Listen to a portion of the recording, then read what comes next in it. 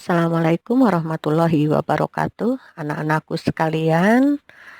eh, Sekarang tiba di semester akhir buat kalian untuk menuju ke ujian, ke kelulusan. Mudah-mudahan kalian dalam keadaan sehat, kemudian lancar di dalam pembelajarannya, dan ibu harapkan kalian tidak bermalas-malasan lagi karena kita akan menuju ke kelulusan. Anak-anakku, di semester akhir ini hanya 2 KD, 2 kompetensi dasar yang akan kita pelajari. Yang pertama yaitu tentang kekongruenan dan kesebangunan bangun datar. Nanti yang kedua yaitu bangun ruang sisi lengkung. Untuk kekongruenan dan kesebangunan bangun datar, di sini ada kompetensi dasarnya. Kalian bisa baca sendiri ya. Untuk 3.6 itu untuk pengetahuan, dan untuk 4.6 adalah untuk keterampilan. Tujuan pembelajarannya di situ Ibu tuliskan juga, kalian baca sendiri apa tujuannya. Setelah mempelajari pembelajaran ini, kalian harus memahami apa atau harus bisa apa. Kita mulai dengan kekongruenan bangun datar. Apa itu kongruen? Kongruen itu adalah sama dan sebangun. Artinya bentuk dan ukurannya harus betul-betul sama. Di sini Ibu tuliskan 2 bangun datar atau lebih dikatakan kongruen jika bangun-bangun tersebut mempunyai bentuk dan ukuran yang sama. Jadi seperti apa yang sudah Ibu katakan tadi, bahwa kongruen itu harus betul-betul sama, seperti kalian bercermin. Benda asal dengan bayangan itu betul-betul tampak sama. Kemudian syarat dari 2 bangun yang kongruen. Di sini syaratnya yang pertama, sisi-sisi yang bersesuaian harus sama panjang. Yang kedua, sudut-sudut yang bersesuaian harus sama besar. Dan lambang kongruen di sini ada tanda sama dengan, dan ada di atasnya itu kayak huruf S tapi tidak terlalu melengkung gitu ya. Itu adalah lambang kongruen atau lambang sama dan sebangun. Kita mulai dengan contoh yang pertama. Di sini tentukan sisi-sisi yang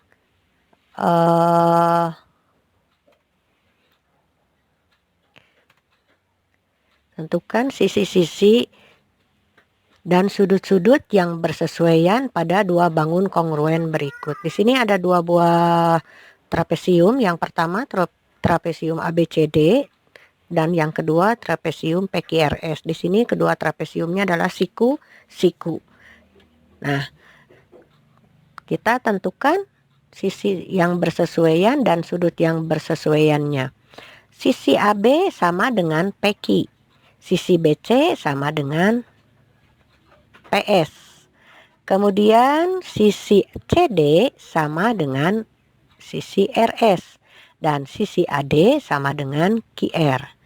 Kemudian untuk sudut-sudut yang bersesuaiannya, sudut A sama dengan sudut Q, sudut B sama dengan sudut P, sudut C sama dengan sudut S, dan sudut D sama dengan sudut R.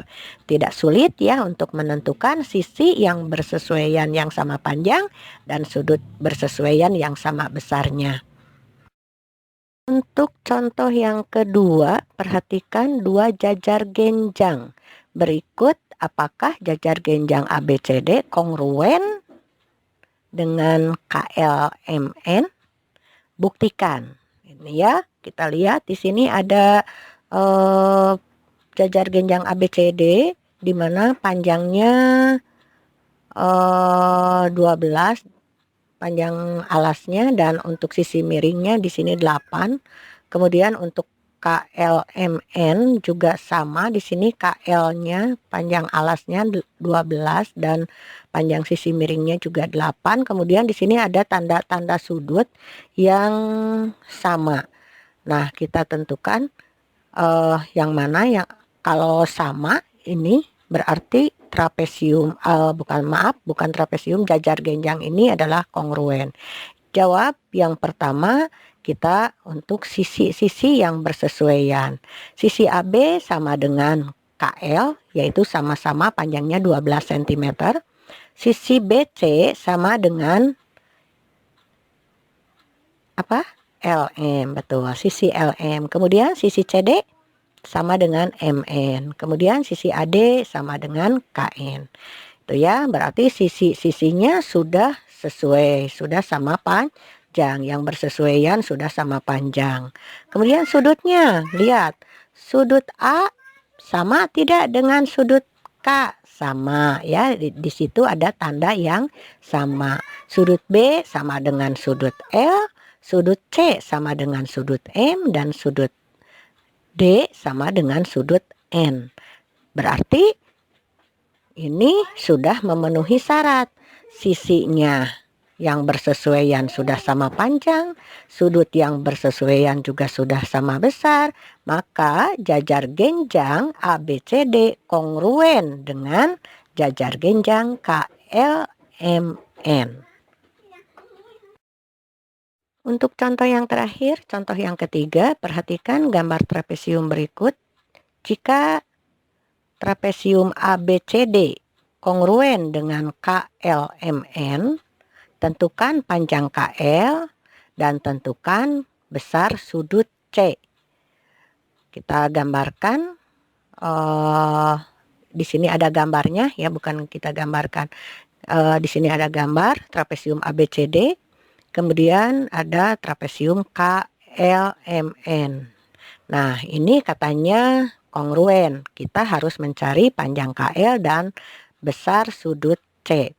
Untuk panjang KL-nya, panjang KL berarti sama dengan panjang CD ya. Panjang CD yaitu 10 cm. Sedangkan besar sudut C itu sama dengan besar sudut K. Nah, untuk mencari sudut K ditambah sudut N ini harus 180 derajat karena ini sudut sepihak. Dua sudut sepihak itu jumlahnya 180 derajat. Berarti sudut K sama dengan 180 derajat dikurangi 60 derajat sama dengan 120 derajat. Jadi besar sudut C sama dengan 120 derajat. Nah, anak-anakku sampai sini dulu ya, materinya sedikit demi sedikit, karena biar kaliannya tidak terlalu pusing untuk mempelajarinya. Ibu harapkan tugasnya selalu dikerjakan, jangan seperti semester yang lewat, akhirnya menumpuk dan kalian jadi malas untuk mengerjakannya. Nah, anak-anakku sekalian, sampai di sini dulu. Sehat selalu ya. Ikuti protokol kesehatan selalu. Wassalamualaikum warahmatullahi wabarakatuh.